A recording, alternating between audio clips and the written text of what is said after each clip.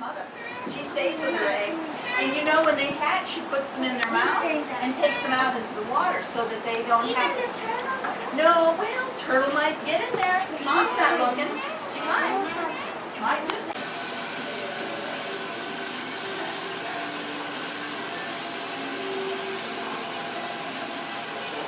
He's beautiful.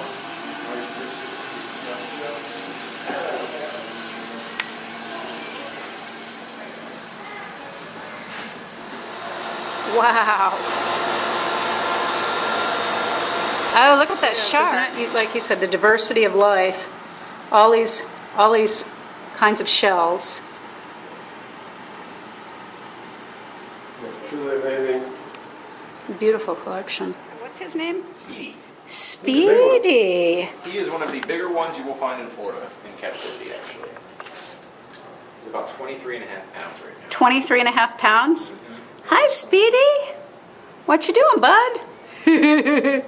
Will he bite me? No. He should. I mean, He shouldn't. If he does, you'll If see he him does. coming at you. Right now, Like this?